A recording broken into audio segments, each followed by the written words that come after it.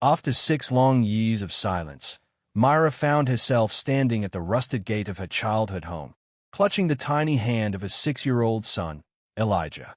Her heart beat with nervous hope, unsure of the reception she would receive. The divorce had drained her, emotionally, financially, and spiritually. All she wanted was a temporary roof over their heads until she could get back on her feet. She had never imagined she'd return like this, stripped of pride, with nothing but a child and 2 suitcases. As she walked toward the front door, every childhood memory hit her at once. The mango tree her brother had fallen from, the porch where she used to sit with a book, the cracked windows still taped at the corners. It looked the same, but somehow colder. She knocked softly. Moments later, her mother opened the door, pausing at the sight of her. Her face showed no emotion, no joy, no relief, just a tight-lipped nod. "Come in," her mother said, stepping aside. No hug, no welcome. Elijah smiled shyly at his grandmother, but received no smile in return. Inside, the house smelled of old wood and silence. Her father was seated in the living room, eyes glued to the television, barely glancing their way. Myra cleared her throat, trying to fill the silence. "Thank you for letting us stay for a little while. I really appreciate it." Her father responded without looking up. "Just don't stay long." Myra swallowed the lump in her throat and squeezed Elijah's hand tighter. He tugged at her sleeve, whispering, "Is this where you lived when you were little?" She forced a smile and nodded. "Yes, baby. This was Mommy's home." But the word home felt foreign now. Everything felt distant, tense, cold. They were given the guest room, a cramped space with an old mattress and a single chair. Her mother muttered something about not having time to clean it. Myra tried to make the best of it, unpacking clothes, hanging Elijah's drawings on the wall, and pretending it was temporary. At dinner, the tension thickened. Elijah tried to join in the conversation, but was met with silence or short replies. Myra's parents spoke as if she and her son weren't even at the table. It was clear they hadn't truly welcomed her back. She wasn't a daughter returning home. She was a burden returning in shame. That night, as she tucked Elijah in and kissed his forehead, she whispered, "Just for a little while, baby, just until I find something better." But deep down, a sinking feeling told her something here wasn't right, and it was only the beginning. The next few days only deepened the sense of discomfort Myra felt. Her parents treated Elijah more like an unwelcome guest than their own grandson. They barely spoke to him, didn't ask questions about his likes, his school, or even his name. Myra tried to convince herself it was just how they were, distant, proud, maybe struggling to adjust after years of no contact. But the silence toward her son spoke louder than any words. Each morning, Elijah would toddle into the kitchen with a bright smile, offering a cheerful, "Good morning, Grandma." But her mother rarely looked up from the stove. If she responded, it was a short hum, without warmth. Her father, sitting with his newspaper, would grunt and turn a page. The same pattern repeated during meals, when Elijah tried to tell them stories about his favorite cartoon or the friend he left behind in the city. No one listened. Myra noticed the small but cutting remarks her mother would drop as she folded laundry or stirred soup. "If only you had picked a better man." Single mothers always think they can manage everything on their own. "Now you're back here, with a child, no less." Her father added to it in his own way, "You should have stayed married. Even a bad husband is better than no man at all." She tried to keep her composure, brushing off the comments with forced smiles and polite nods. She reminded herself they were old-fashioned, raised in a different time with different values. Maybe they just didn't know how to express support. Maybe they would soften in time. She held on to that hope, if only for Elijah's sake. Elijah, ever the optimist, kept trying. He offered to help his grandmother water the plants. He brought his coloring book to show her his favorite drawings. Once, he even left a small, folded paper heart on his grandfather's seat.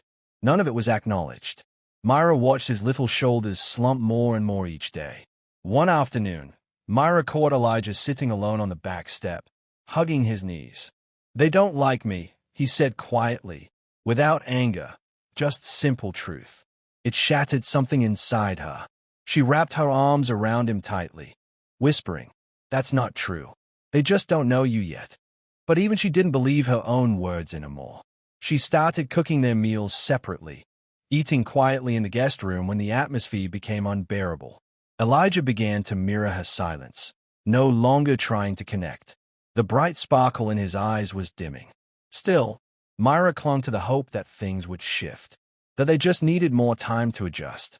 After all, this was her family, her parents. Surely they wouldn't let this coldness last forever.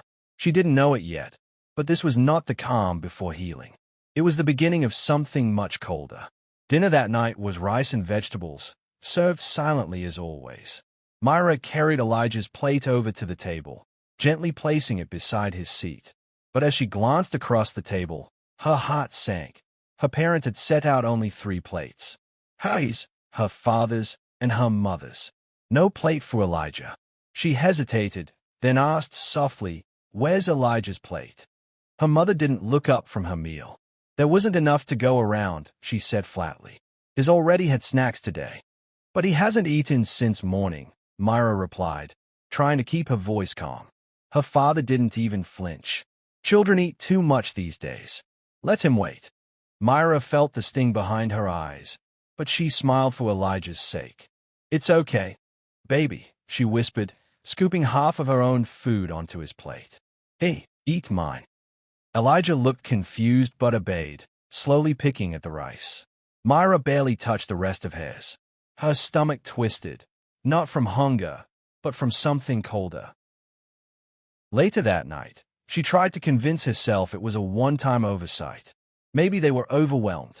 Maybe they just didn't think. Tomorrow would be better. But the next morning proved her wrong. She entered the kitchen to find her parents already seated with steaming mugs of tea, slices of bread, and boiled eggs laid out. Elijah patted in behind her, rubbing his eyes. She searched the table. No cup, no plate, no seat for him. "Elijah, go brush your teeth," she said gently, ushering him away before he noticed. When he was out of earshot, Myra turned to her mother. "There's nothing for Elijah." Her mother sipped her tea and replied, "You didn't say you needed extra." Myra stared at her. "He's a child. He needs food." Her mother gave a slight shrug. "He's not really part of this household. We don't have the means to feed outsiders." That word hit Myra like a slap. "Outsider. He's your grandson," she said quietly, her voice trembling. Her father folded his newspaper. "He's not blood. He belongs to that man you married. The one who left you. Why should we be responsible for someone else's child?" Myra's hands clenched at her sides. She opened her mouth to speak, but nothing came out. The betrayal was too deep. The absurdity, too surreal. She didn't yell. She didn't argue. She simply turned, walked to her room, and held her son. Elijah looked up at her, unaware of the words spoken over his head. "Mommy, are we going to have breakfast?" She smiled through the burn in her throat. "Of course we are, sweetheart." She gave him a banana from her bag, saving the last one for him. But deep inside, something had shifted. This wasn't a misunderstanding. It was a message, clear and cruel, and she had just received it. Later that evening, Myra sat on the edge of the creaky guest bed, quietly watching Elijah draw spaceships on the back of a receipt. His little legs dangled off the mattress, and his tongue stuck out slightly as he concentrated. She smiled faintly, but her heart was heavy. She couldn't shake her parents' words from the morning. They hadn't just denied her son food. They had denied his place, his worth, his identity. And now, that coldness seemed deliberate. When Elijah fell asleep, Myra stepped into the living room, determined to have a calm, adult conversation. Her mother sat knitting in her usual chair, her father flipping through TV channels. The television buzzed low in the background.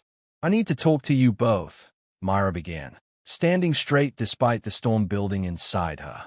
Her mother didn't look up. "If it's about the child again, don't start." Her father set the remote down, sighed, and finally looked at her. "Look," he said flatly, "you came back with your own choices and your own mistakes. That boy is not our concern. He's just a guest, not worth wasting extra food on." The words hit harder than she expected. Not worth. Her son. Not worth. Do you hear yourselves? She said, voice trembling. He's a child. His family. Your own grandson. Her mother snorted. Don't guilt us with words like family. You left this house with that man. Now you've returned with his child. Don't expect us to act like nothing happened. Myra felt her breath catch. That's what this was really about. They had never forgiven her for leaving, for marrying someone they didn't approve of, for making a life they didn't control. Suddenly, memories flooded her. Her older brother being praised for average grades while she was scolded for minor mistakes. Her parents proudly attending his school events while making excuses to skip hers. The way they called her too sensitive when she cried. How she was told, again and again, to be grateful, to stay quiet, to not expect much. She had always been the black sheep. But now, that inherited rejection had been passed down to Elijah, an innocent boy who only wanted love. Myra swallowed hard. This isn't just about me, is it? You never really accepted me, and now you're punishing him too. Her mother finally looked up, her expression unmoved. You're being dramatic again, Myra. Always making something out of nothing. Her father waved a hand. If it's so bad here, no one's forcing you to stay. There it was, the final confirmation. She wasn't welcome, and her son even less so. She nodded slowly, pressing her lips together. Thank you for making it clear, she said softly, then turned and walked away. Back in the room, she crawled into bed beside Elijah, wrapping her arms around him as he slept. They didn't just see him as a guest. They saw him as disposable. And that, she would never forget. The second night settled over the house like a heavy blanket, quiet, still, and cold. Myra stirred from sleep around midnight, her body reacting before her mind caught up. Something felt off. The bed beside her was empty. She blinked in the dim light from the hallway, her heart skipping. Elijah, she whispered, sitting up. Her eyes scanned the cramped guest room until they landed on a small shape curled in the corner, near the closed door. Elijah was lying on the floor, knees to chest, his tiny arms wrapped around himself. No blanket, no pillow, just silence. She rushed to him. Elijah, she whispered, touching his shoulder gently. He flinched but then looked up, eyes glassy and cheeks pale. Why are you here, baby? Why didn't you wake me? I didn't want to bother you, he said in a voice barely above a breath. My tummy hurts. It won't stop. Myra's throat tightened as her hand moved to his forehead, a little cold, a little damp. Her son hadn't eaten a real meal in almost 2 days. Just nibbles from her shared dinner plate and a half banana she managed to hide. And now, he had curled up in pain, too afraid to ask for more. Her heart cracked open. Rage and guilt poured in like a flood. She lifted him gently and laid him back on the bed. Wait right here, she said, then knelt by her suitcase. She unzipped a small side pocket, her emergency stash, and pulled out a crumpled protein bar and a small juice box. It wasn't much, but it was something. She whispered, handing him the food. Elijah's hands trembled as he opened the wrapper. He took a small bite, then looked up at her with tired eyes. Did I do something bad, Mommy? He asked. Myra felt the tears rise uncontrollably. She shook her head, brushing his cheek with trembling fingers. No, baby, you did nothing wrong. Nothing. They did. He nodded slowly, chewing in silence. She held him close, trying not to let him see her cry. But the tears fell anyway. Hot, steady, silent. What kind of world let a child go to bed hungry under the roof of his own grandparents? She rocked him gently until his breathing slowed and sleep returned to his little body. But Myra did not sleep. She sat upright in the bed, her back against the wall, eyes wide open in the dark. Something had changed in her. They may have ignored her pain, disrespected her choices, pushed her to the margins for years. But this? Starving her son? Wounding his heart? That was the last cruelty she would ever let slide. And tomorrow, everything would begin to shift. The sun barely crept through the old curtains when Myra awoke, her body stiff from another sleepless night. Elijah was still wrapped in the thin blanket, his breathing light, his lips slightly parted from exhaustion. She kissed his forehead and stepped out quietly, hoping for just a moment to gather herself. But what she heard in the hallway stopped her in her tracks. Her mother was on the phone, voice low but clear enough through the paper-thin walls. "She acts like we owe her something just because she came back with that child. Honestly, it's embarrassing. Still walking around like she's better than us, when she came crawling back. Her son is just like her, always needing, never giving." A pause, then a chuckle. "She better leave soon. That boy has no place here. No father, no manners, no blood." Myra's jaw clenched. Her hands trembled, not from shock, that had long passed, but from something steadier, colder. She stepped back into the room, forcing herself to breathe. This wasn't anger anymore. It was clarity. As she zipped up Elijah's backpack, she heard her father's gravelly voice outside, talking to a neighbor by the fence. Let her struggle a bit. It'll humble her. Sometimes you have to teach them their place. Their place. Her place. The same one they had carved for her since childhood. Beneath them. Always beneath. But she wasn't beneath them anymore. Not now. Not after all she'd endured. Not with a child who looked to her for protection and truth. She dressed Elijah gently, whispering, "We're leaving today, sweetheart." "Really?" he asked, surprised but hopeful. She nodded. "Really?" While he finished his juice, Myra moved silently through the house. Not rushed, not angry, focused. She passed by the display shelf in the hallway. Old tribal carvings a father never let anyone touch, a gold-framed wedding photo, and a locked drawer she remembered held important documents. She made a mental note of each item. In the back room, she saw the jewelry box her mother always kept close, filled with heirlooms from generations past. Bracelets, rings, a brooch from her great-grandmother. She noted the hidden compartment underneath the dresser where they kept old land deeds and car titles. They had refused her son a plate of food, but held on tightly to dusty gold and paper proof of power. They would soon learn that people are not meant to be hoarded like objects. And love is not measured in bloodlines, but in action. With their belongings packed and her son's hands safely in hers, Myra walked out the front door without a word. Her parents didn't even notice. Not yet, but soon, very soon, they would realize. She didn't just walk away quietly. She walked away with a plan, and everything they thought was theirs wasn't. Myra sat in the quiet of a bus station cafe 2 towns over, stirring a cup of lukewarm tea while Elijah dozed beside her. Her phone buzzed on the table. It was a message from her lawyer friend, Ephema, all confirmed. "The freeze is in place. You still legally co-own the listed assets. Proceed as you wish." Myra exhaled slowly, not with relief, but with purpose. People had always mistaken her kindness for weakness, her silence for ignorance. But what her parents had forgotten was that before motherhood, before her broken marriage, Myra had been the daughter who once helped her father draft legal paperwork, set up savings accounts, and organize investment portfolios.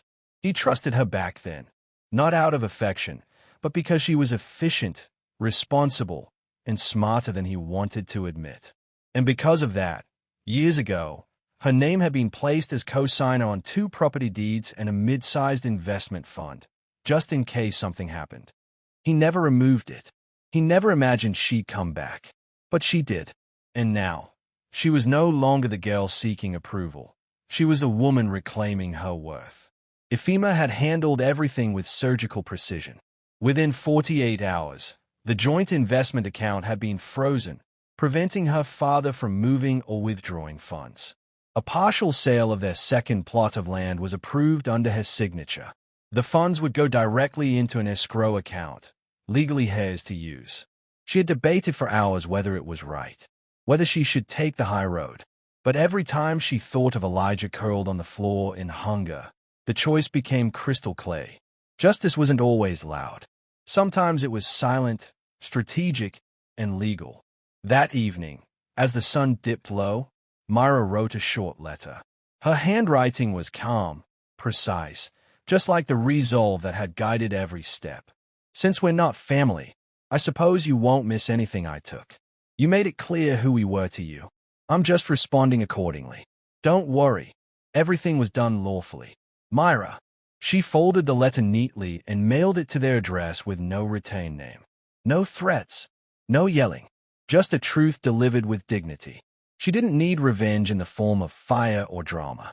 Her revenge was power, quiet power, legal power, and the unshakable knowledge that they would wake up one morning to find not just their precious heirlooms gone, but their control dismantled piece by piece.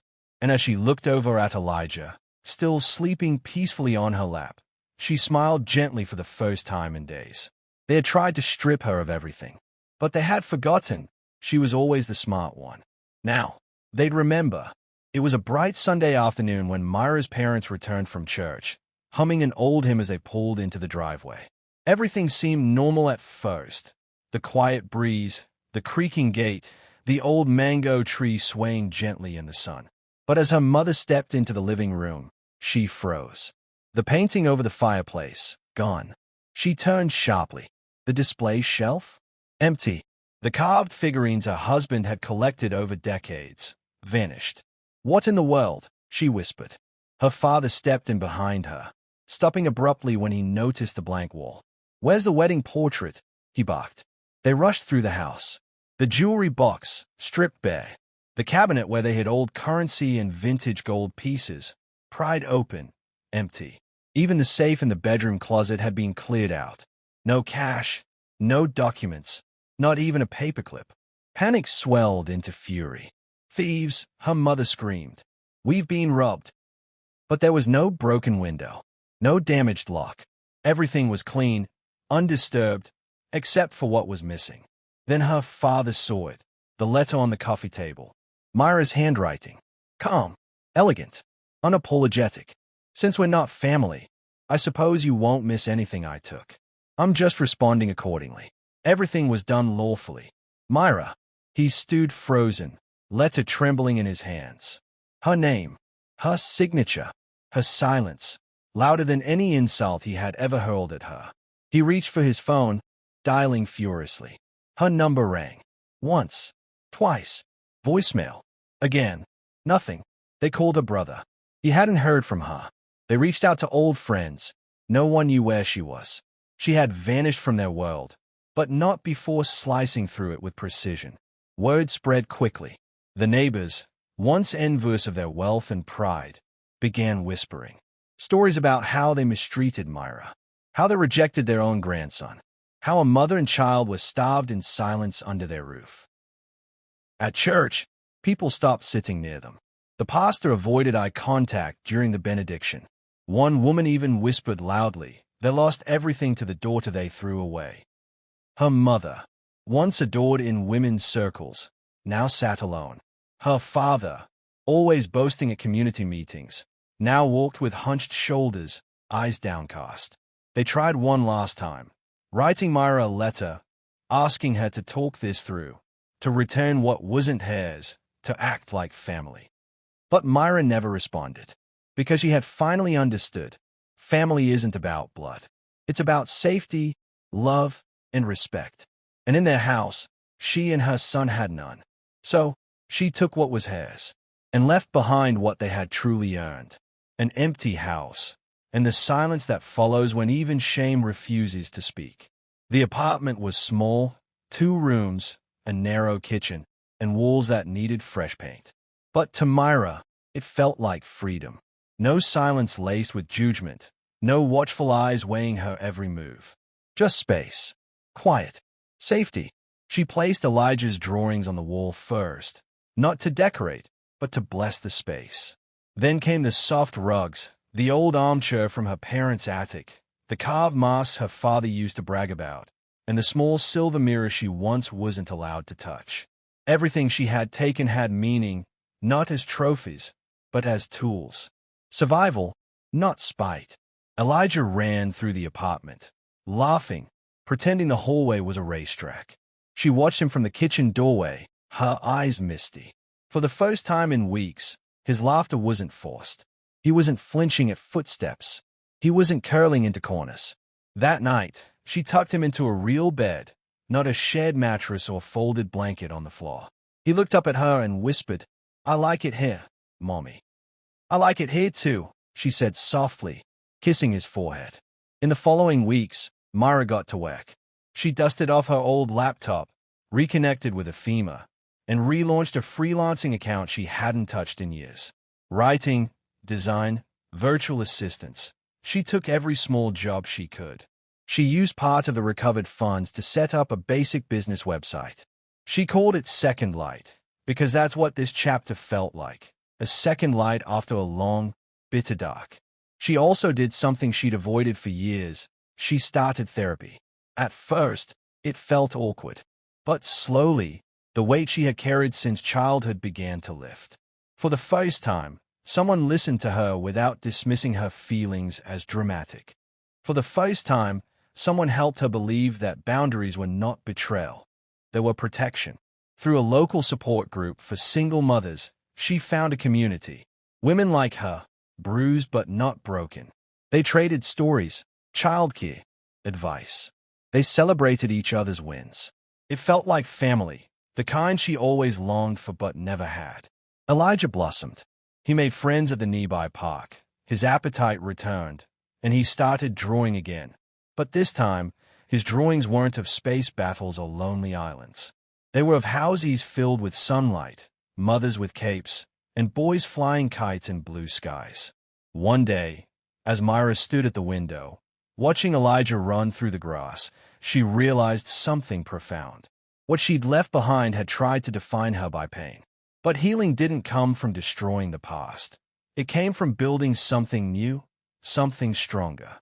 She hadn't just escaped. She had started again. And this time, she was building with purpose, not to prove anything, but simply to live, to love, to be free. The air was crisp the day Myra returned to the street where it all began. Leaves rustled along the pavement, and the mango tree outside her parents' gate stood just as tall, but with flare fruits. Everything looked smaller than she remembered, not physically, but in presence, in power. She didn't come out of hatred. She didn't come for revenge. She came because she had finally healed enough to face the place that once tried to shrink her. Her car rolled to a quiet stop in front of the faded gate. The paint was peeling, the iron beginning to rust. The once vibrant house seemed tired, as though the pride it had once carried had long since abandoned it. She stepped out, dressed in soft beige and confidence. Not expensive, not flashy, just whole. Elijah wasn't with her. He was at school, thriving, laughing, safe. The front door opened slowly. Her mother appeared first, thinner, grayer, shoulders slouched. Behind her, her father stood with a cane, aged in a way that went beyond the passing of months. Their eyes widened at the sight of her. "Myra," her mother whispered. She didn't speak. She let the silence stretch. Her mother stepped forward, lips trembling. "We didn't mean to hurt you," she said softly, as if the words would stitch old wounds. Myra tilted her head slightly. "But you did," she replied. "And you didn't stop." Her father opened his mouth but closed it again. What excuse could he possibly offer now? Her mother's eyes filled with tears. "We were scared. We didn't know how to handle everything." "You knew how to lock food away," Myra said, her voice steady. "You knew how to talk about us like trash. You knew how to make a child feel unwanted in a house that should have been his safe place." A long pause. Then she took a slow breath and looked at them both. "I came to tell you this, not out of spite, but because I needed to say it." They looked at her, searching for forgiveness in her expression, but found none. Only peace. "You chose to starve my son," she said quietly, each word like a gentle hammer on stone.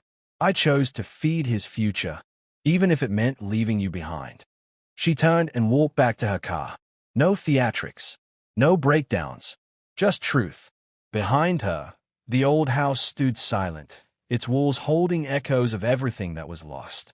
But ahead of her, the road stretched wide, bright, and open. She drove away without looking back, because some chapters aren't meant to be reopened. They're meant to be closed, so better ones can begin.